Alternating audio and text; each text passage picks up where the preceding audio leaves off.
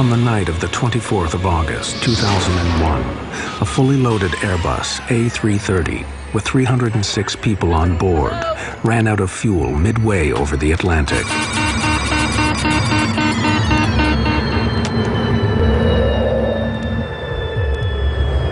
How could a state-of-the-art, computerized airliner suffer such a catastrophic failure? Mayday, mayday, mayday. We have lost both engines due to fuel starvation. We are gliding now. Well, we're now at 30,000 feet at the rate of descent of 2,000 feet per minute. May have a ditch in the water. I need you to put on your life jackets right now. This film investigates what happened to Air Transat Flight 236. This is it. It's over. They're just gonna die in the next 5 to 10 minutes. And the speed's increasing, 203 knots now. It's way too fast. Everybody, I need you to brace. Oh my God!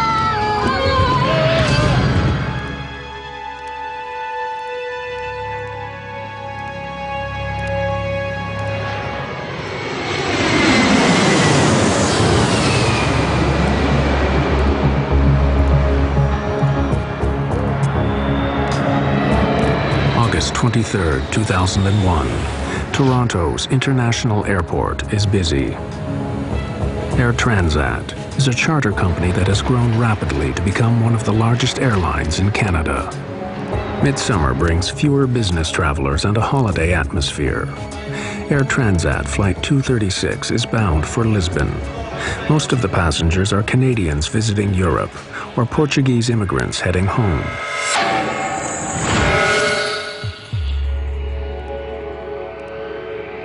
The plane, a twin-engined Airbus A330, is being flown by a young co-pilot, Dirk de Jager, and an experienced captain, Robert Pichet. Captain Robert Pichet is somewhat out of the ordinary.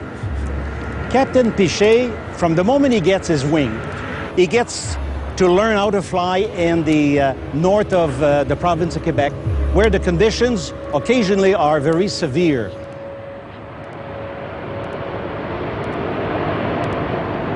The flight deck of the A330 is ultra-modern. Banks of computers connected to over 100 onboard sensors constantly monitor the operation of the plane.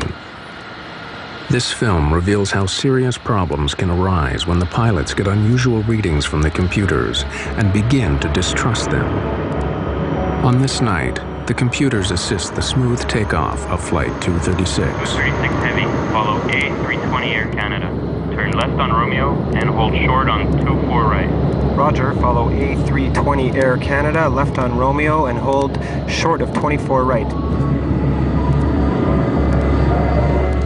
With the crew of 13, Flight 236 has 306 people on board.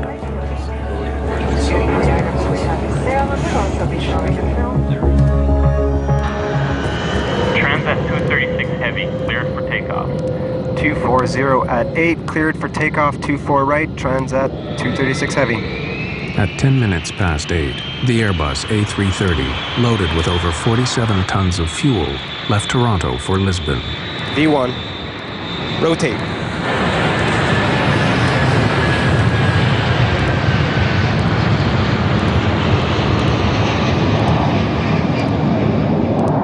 The weather forecast for the Atlantic crossing is good. Everything runs smoothly on the flight deck, apart from a small adjustment to the route. To avoid congestion, air traffic control directs the flight 60 miles south of its original route. It's a minor alteration, but will play a crucial role later. Passengers settle down for the long crossing.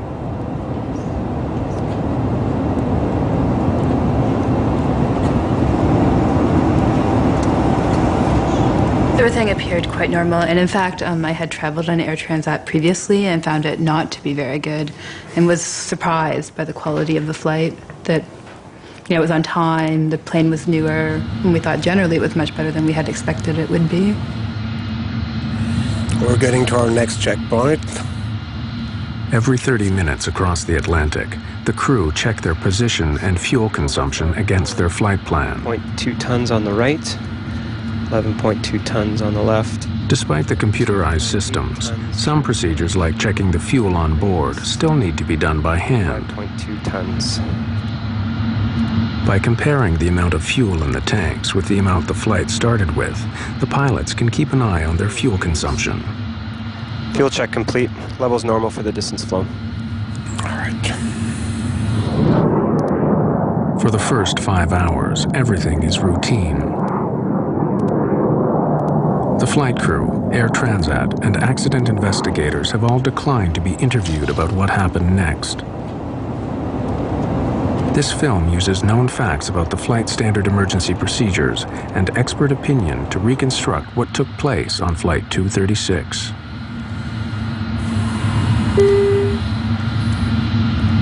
Look, we're getting a warning signal. Oil temp low and oil pressure high on number 2. This warning is the first step in the crisis. Oil pressure is within normal limits on number 1. Number 2 is slightly high. The computer display reveals that the oil temperature is low in engine number 2, but the oil pressure is high. It is a very unusual reading. The pilots are puzzled. I can't see anything here. I'll look in the FCOM. Okay. A low oil temperature indication is normally indicative of bad readings, bad sensor. Oil temperatures don't decrease normally, they increase. A low oil temperature would be of no concern. The high oil pressure is a very strange indication. It's very rare. In fact, I've never actually heard of one. It's only indicative of the contamination normally of the oil with fuel. That's not something that's explained in the manuals. Call the company. The crew contact Air Transat's maintenance group in Montreal. Transat 236 to Mirabel Operations. Mirabel Transat 236. Hi. Hi, we have a little problem. We're getting the warning oil temp low and oil pressure high on the ECAM for engine number 2. There's nothing in the QRH nor the FCOM. Can you help us out? I'm looking in the manual. The ground crew have no immediate solution. The pilots must work it out themselves. They may have been given some advice on troubleshooting to see if that would help. But ultimately, the pilots are up there on their own. They can get advice from somebody 2,500 miles away, but they can't really fix their problems. Suggest you keep monitoring your oil levels and see what happens. Advise us on But because the oil readings are so unusual, the pilots believe they may indicate a computer error. The crew keep monitoring the oil levels. Air Transat 236 continues on track.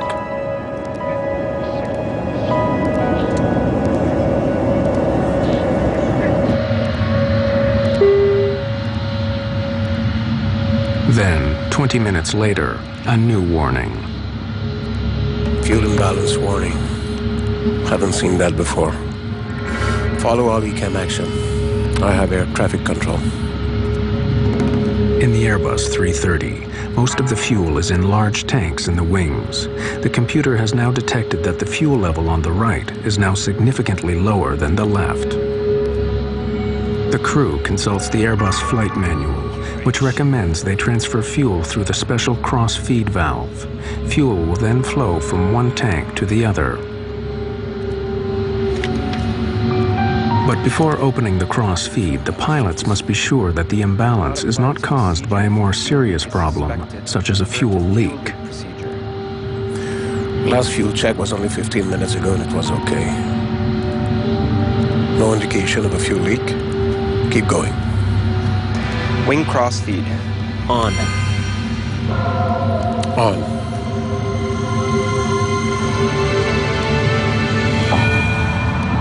Once you begin a cross-feeding procedure to correct a fuel imbalance, restorative action should commence quite quickly. In other words, the situation would not continue to get worse. It would either stabilize immediately and then begin to correct itself. But the situation is not correcting itself. Unknown to the pilots, there is a major fuel leak in the number 2 engine on the right-hand side of the plane.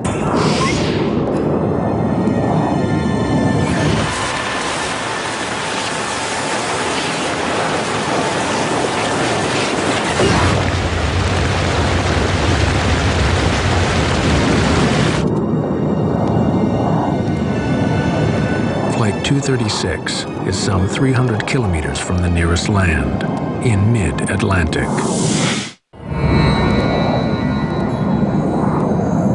39,000 feet over the Atlantic, some 300 kilometers from land, Air Transat Flight 236 is in trouble. Unknown to the pilots, the right engine is leaking fuel. The plane's computer system has thrown up a series of warnings, but the pilots believe these are computer errors. Have you ever seen something like this before? No. Never. Doesn't make any sense. Yeah, even if there is a leak, it doesn't explain the alarms on the oil system. And everything was okay at the last fuel check at 30 West. Yeah. Bet you it's a computer problem. The task of finding out if there is a fuel leak is made harder by the design of the Airbus systems. The systems monitor hundreds and hundreds of sensors, and they can be affected by such mundane things as a little bit of frost or ice on a sensor can cause it to present bad data. There is no direct warning to show if the fuel level is falling faster than the engines are consuming it, so the pilots receive no immediate indication that there could be a fuel leak. Fuel quantity isn't rising in the tanks for the right wing. Check fuel quantity. Looks very low. Hold on. When co-pilot de Jager carries out the fuel calculations, he discovers something is seriously wrong. That's much less fuel than we should have. It looks like a fuel leak. Check again. De Jager finds a disturbing difference.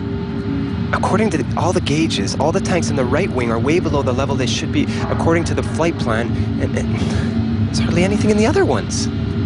What about the trim tank? There's nothing there either.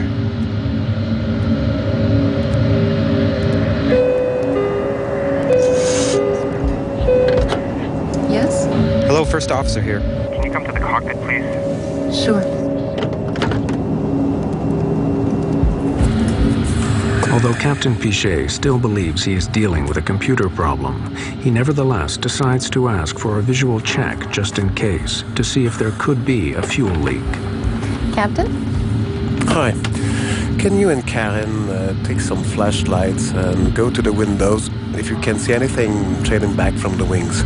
It'll look like a mist or a stream, and report back immediately. Okay. Dirk, I want you to do another complete fuel check, please.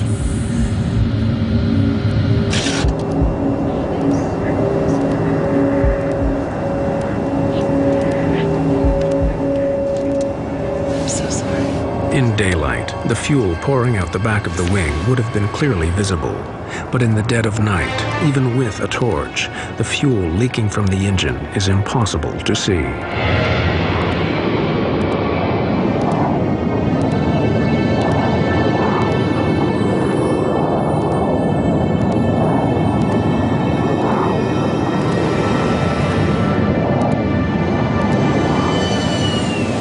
The crew evidently realized that the situation was not improving, and at that point they realized that their circumstances were becoming more serious. And I think that there were probably some discussions took place between the two pilots as to what their next course of action should be. If the computer is correct, then with the amount of fuel remaining, the Airbus will no longer be able to make it to Lisbon. Captain Pichet is forced to divert the flight. We've got to divert. Get on to Oceanic Control. Where's the nearest airfield? Transat 236 Heavy, Santa Maria Control. Can you advise nearest airfield? We have a possible fuel problem.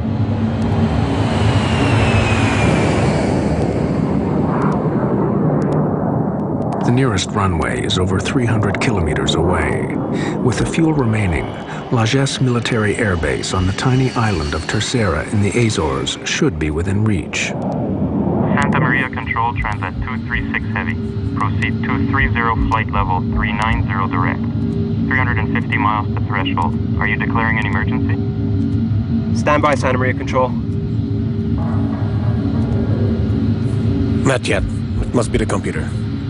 Transat 236 Heavy, Santa Maria Control. No assistance required yet. Flight 236 continues flying south for the next 25 minutes.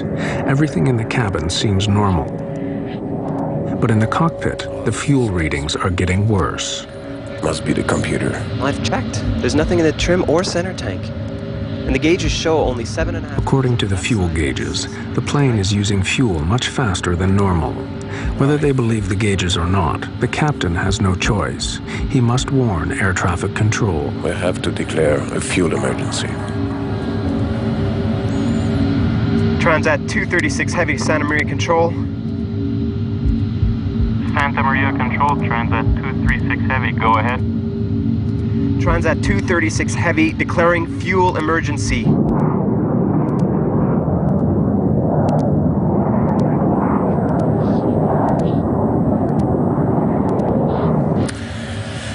I really hope it's a computer bug. Because if we land in the Azores with half a plane full of fuel, they'll crucify us.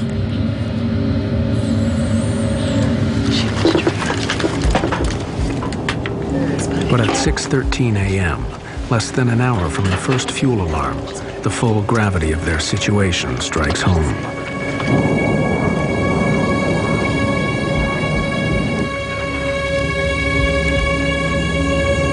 The right-hand engine runs out of fuel and cuts out. We're losing engine number 2. I don't believe this. Okay, maximum thrust on number 1. What's going on? The lights started flickering on and off, which I thought was kind of odd, strange. On one engine, the Airbus will not fly at 39,000 feet. They must descend quickly. Try to transfer fuel from center tank and to trim tank. Transferring. Fuel quantities reaching 0. This can't be. We're not gonna go completely dry on this airplane. All right. We can't stay at 39,000 feet with just one engine. We'll descend to 33,000 to control our speed. 236 Villages Tower. We have lost one engine. Engine flame out. Roger, Transat 236. We can see you on primary radar. You are at 135 nautical miles from Lajes Field. We are 135 nautical miles from Lajes Field. For the next 10 minutes, the stricken Airbus continues on its one remaining engine. The pilots still believe that the computer may be partly faulty and that they can make it to Lajes with fuel to spare. At the end, might be all right. Fuel gauge is falling fast, though. It's nearly hitting 0.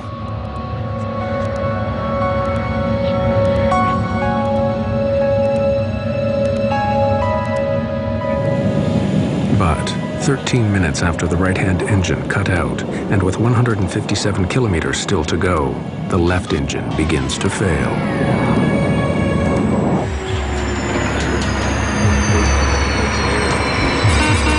We're losing number 1.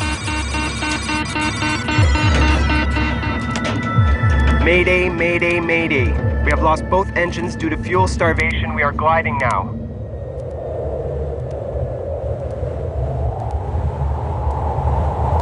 One of the most sophisticated airliners of the modern era, carrying 306 passengers and crew, is now nothing more than a giant glider, drifting steadily down towards the ocean.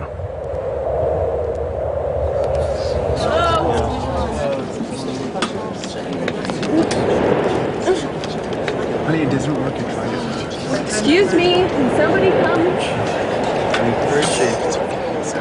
Where's the flight attendant? Hello? You can literally hear a pin drop.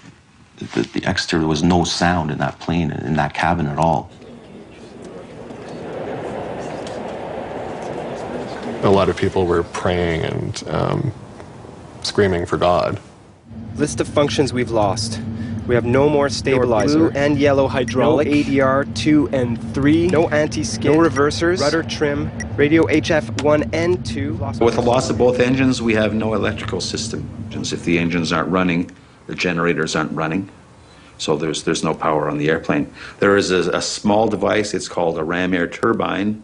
It will deploy from underneath the fuselage near the wing fairing, and it's a small propeller that deploys out the bottom of the fuselage and it spins in the wind.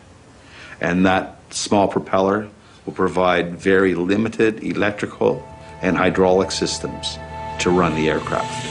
In other words, although it's a glider, at least it's a controllable glider. Calculate how far we can go with our glide angle, will you? Well, we're now at 30,000 feet at the rate of descent of 2,000 feet per minute.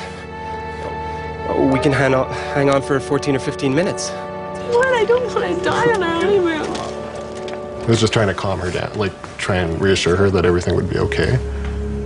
Yeah, it's a very big struggle to stay calm when you're considering your own death.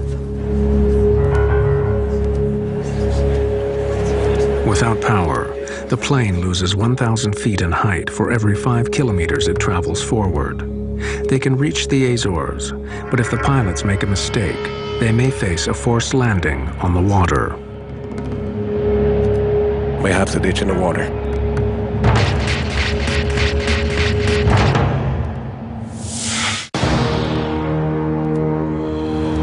Air Transat Flight 236 is now drifting without fuel over the Atlantic. Although their initial calculations show that the plane should make it to Lagesse, Captain Pichet must now follow standard emergency procedure in a passenger jet over water. Prepare the cabin. The cabin's slowly depressurizing. We need to put our oxygen masks on. The loss of engine power means the cabin will soon depressurize.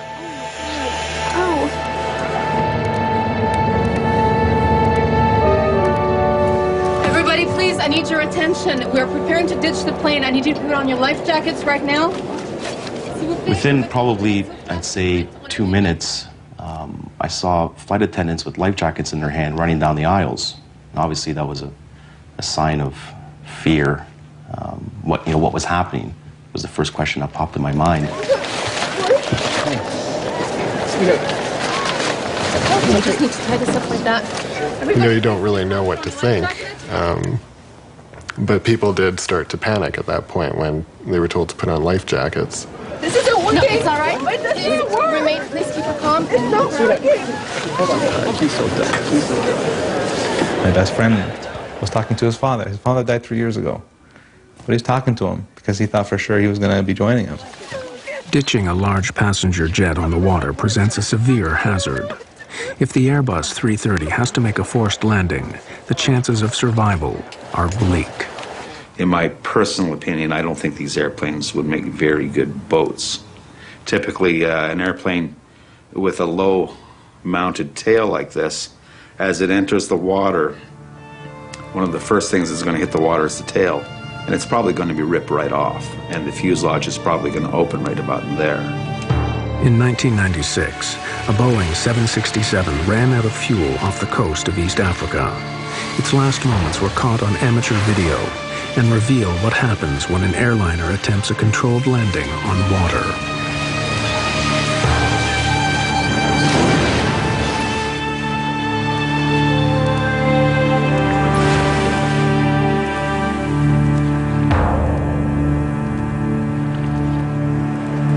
Of the 175 people on board the Ethiopian Airways jet, only 50 survived.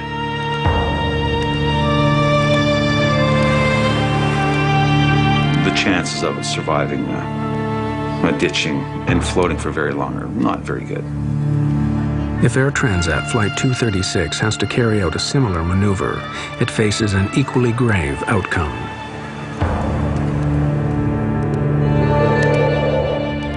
With over 100 kilometers before they reach the Azores, the pilots face a long and difficult maneuver. They need to keep the plane gliding for more than 15 minutes to reach the Azores.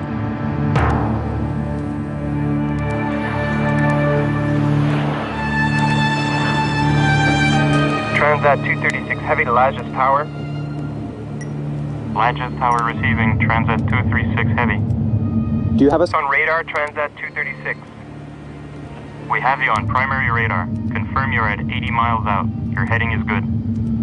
Transat 236 Heavy Lagesse Tower, we are trying to make the runway. Please describe runway heading and length. Lajes Tower Transat 236 Heavy. Runway is 33 and 10,865 feet long. Airport dead ahead on your present heading. Please advise when you have it in sight. Transat 236 Heavy.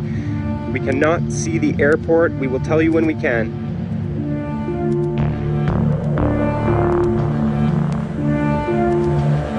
As the minutes tick by, the long wait for those on board is agonizing. That's it. This is it. It's over. They're just gonna die in the next 5 to 10 minutes. I had contemplated the idea that we would die, certainly.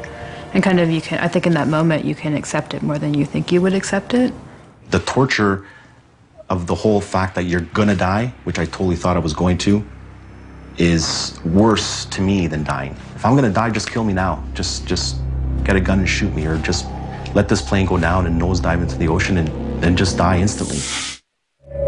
On the ground, emergency services prepare for the crash landing of a fully loaded airliner.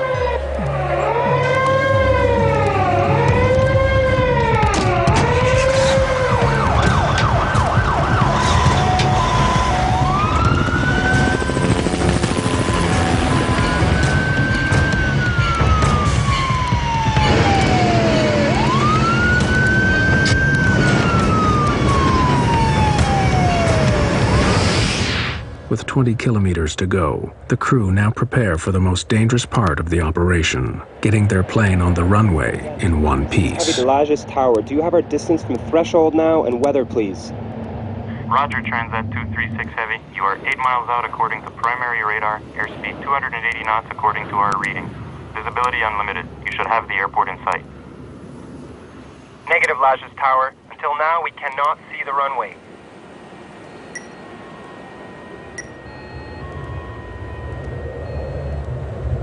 There is no room for error. Without power, the pilots have only one chance at landing. If they miss or overshoot the runway, the results could be catastrophic.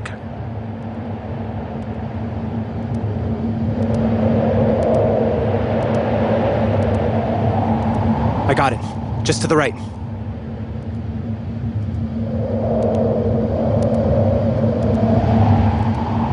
Minimum RAT speed is 140 knots. Maximum speed for gravity gear extension, 200 knots. I'm not lowering the gear until the last minute, okay? Okay.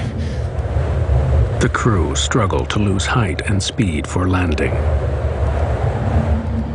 Roger, Lajes. 6 nautical miles. Let's open the slats. It'll slow us down a bit. Slats out and locked.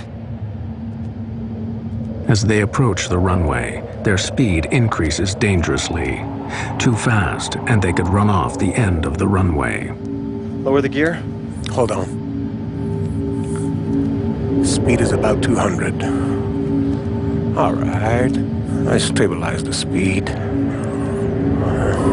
Can you give me a landing speed, please? No engine, no flaps. Ideal approach speed is 170 knots. We're too fast. Yes. But the runway is very long.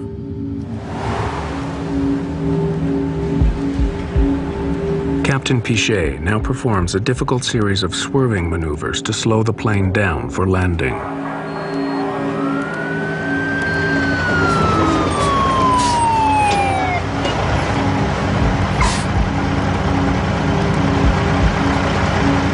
The plane was almost on a 45-degree angle. I thought it was just gonna flip over and just nosedive straight down. The plane was circling around the island to slow down.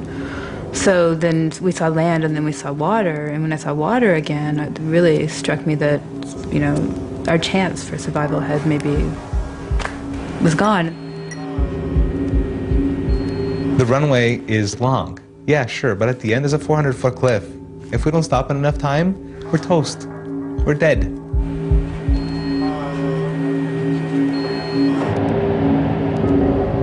The crew line up the giant Airbus for the final approach. Landing gear down and locked. 3 green.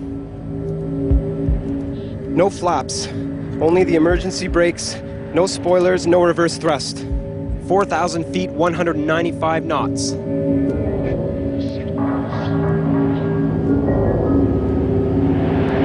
3,000 feet. 197 knots.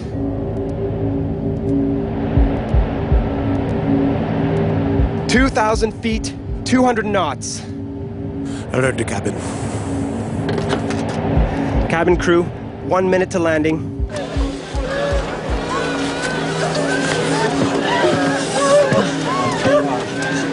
Hang on. Let's go.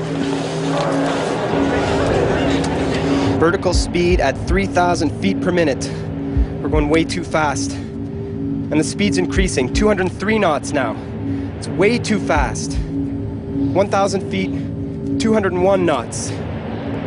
We'll try to get the nose up. We'll ride fast. But even if the crew can get the Airbus on the runway, they face a further problem. Without engines, the normal procedures for braking are severely restricted. The danger is far from over.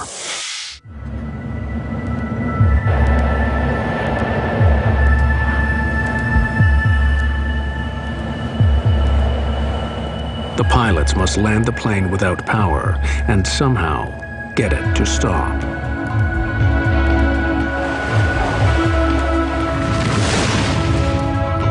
Everybody, I need you to brace. Hang on.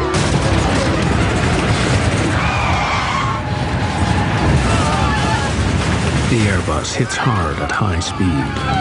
The tires have blown! Captain Pichet tries to hold the nose down.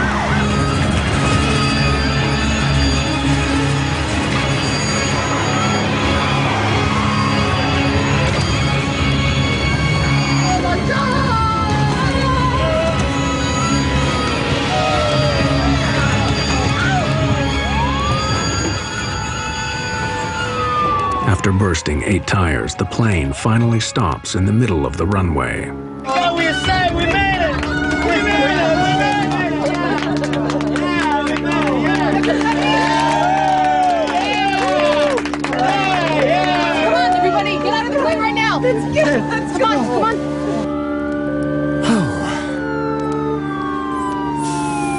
on. Told you we'd make it.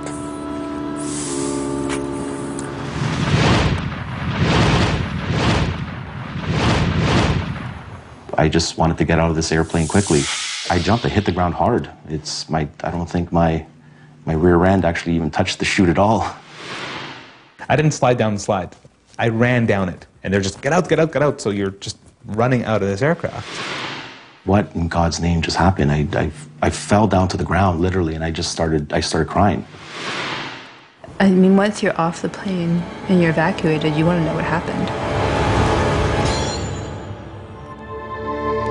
Pichet and de Jager had flown their Airbus without power further than any passenger jet in history. As news of their remarkable achievement spread around the world, they found themselves reluctant heroes. You don't have time really to think about anything else than taking care of the safety of your passenger, you know. That's your main goal, and since we didn't have any engine, the other main goal was to make the landing safely. So at that time, I guess the experience came in, you know. With the help of my colleague, that's why we made a successful landing. You train for the worst, but you never know how you'll deal with situations like this. And reflecting afterwards, I feel we dealt in the most professional and complete manner we could. A feeling of being grateful to see all the passengers were okay. You know, something like this happened, you never know what is going to happen really. I mean, you start not to believe it. I mean, makes no sense that a big jet with 2 engines has no more power with 300 people on board, you know. But although the public story was of success, disturbing questions remained. Why had a highly sophisticated airliner run out of fuel? What exactly had happened to Flight 236? Away from the cameras, an accident investigation began immediately by the Portuguese, Canadian, and French transport authorities. Initial checks quickly confirmed that all the fuel tanks of the Airbus were indeed empty.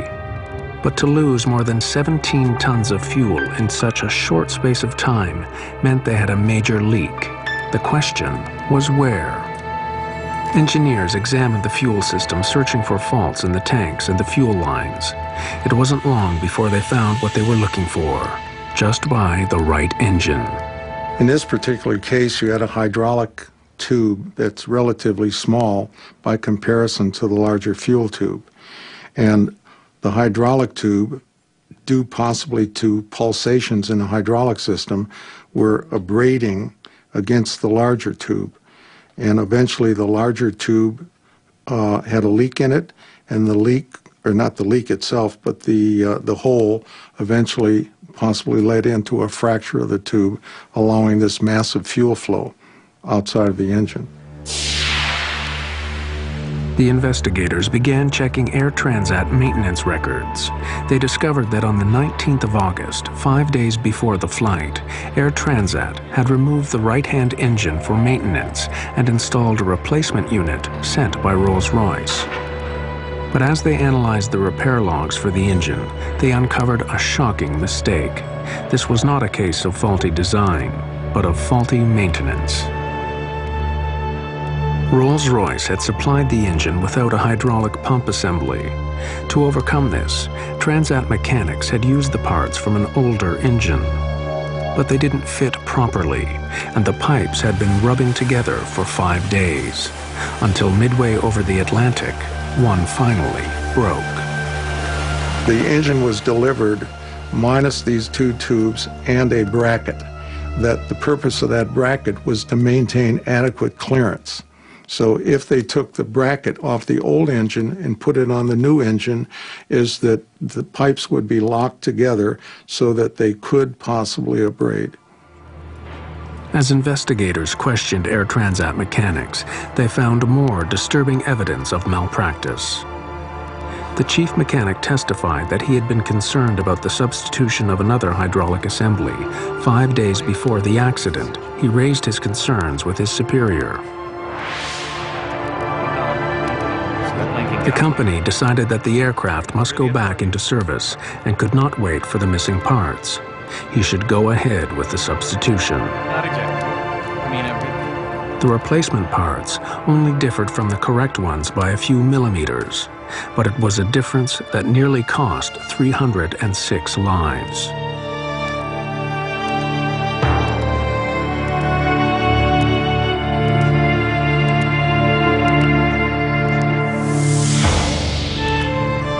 A few days after the accident, Air Transat publicly accepted responsibility for the faulty maintenance. We have to realize that there was a small mistake made in terms of changing the pump. We installed it, but then some pipes, so to speak, were needed to be connected to the pump, and there was a mismatch. The immediate consequences for Air Transat in that event was that they got to pay a fine of $250,000, which was the highest ever in Canada, for an error that could have been prevented. How someone that is supposed to be qualified in their job can put the wrong part onto an engine and risk 300 people's lives is beyond me. This incident is a very strong reminder that regulation is important and safety is important, and lives will be lost in the absence of that. And they're real lives. It's not just, you know, this imaginary figure in your head of 300 people. It's real people who suffer and continue to suffer as a result. If it hadn't been us suffering, it would have been our families. This was by no means the end of the story.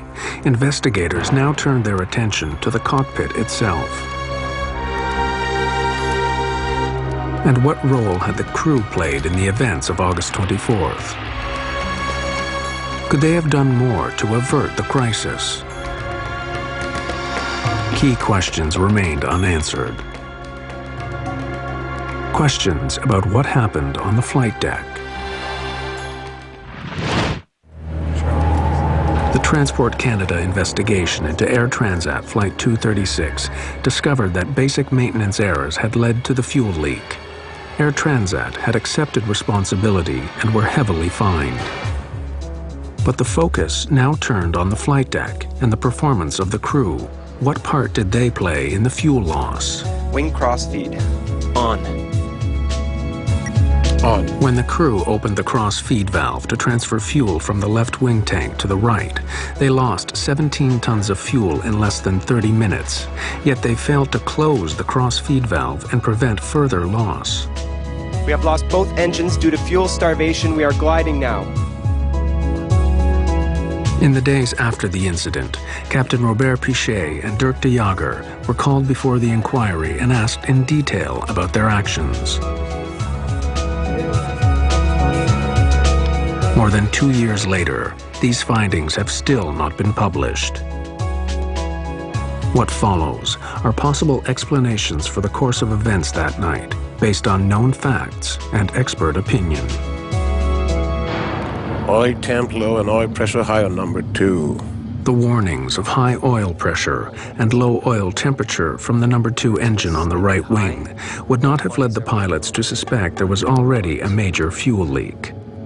The indications that were being presented with respect to the oil system would probably not give the crew any indications. They may have questioned what was causing the erroneous or strange indications, but there's nothing certainly in my mind or their training, I think, that would have triggered them to suspect that a fuel system might be involved.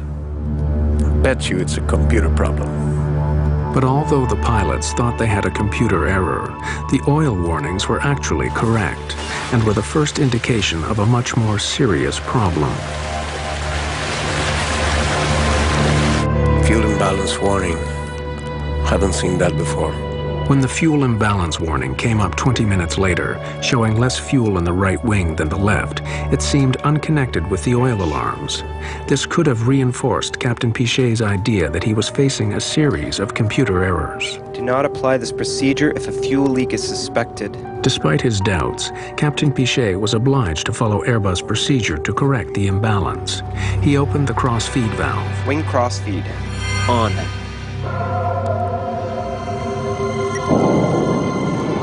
But was following the checklist enough?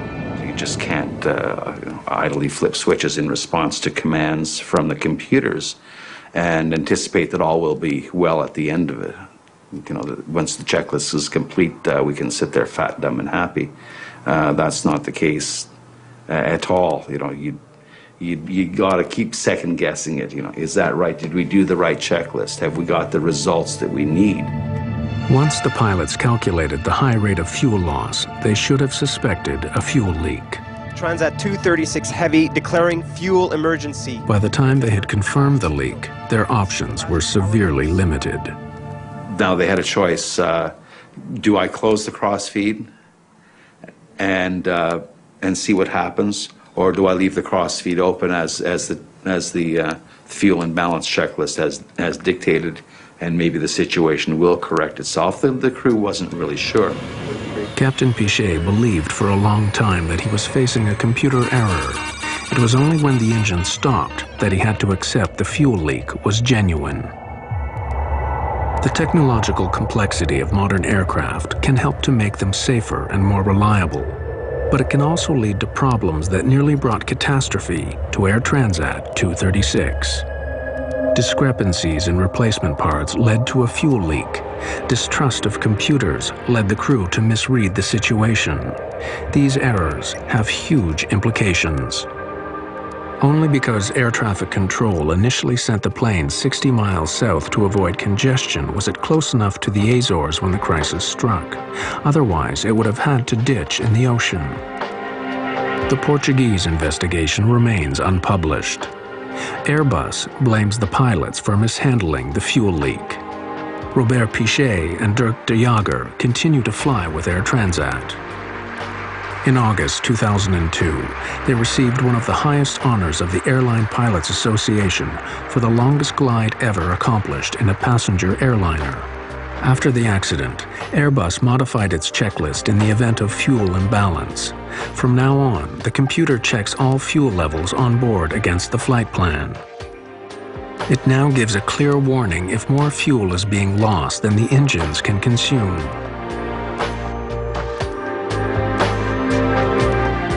Rolls-Royce has reissued a service bulletin alerting all its clients of the incompatibility of two almost similar parts.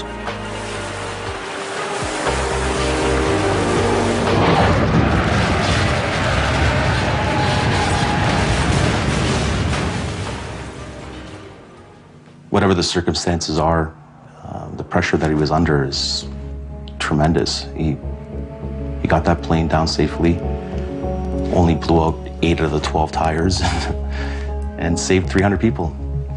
He saved 300 people's lives.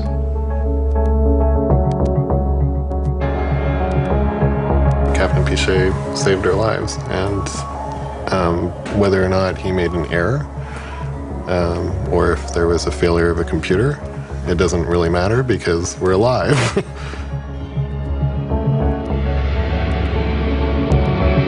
Do I think he's a hero? No. Do I think he's a hell of a pilot? Yes. Thank God the islands of the Azores were there and basically saved our lives. But if that fuel pump broke 5 minutes beforehand, we would have ended up into the water, and I probably wouldn't be here to tell the story.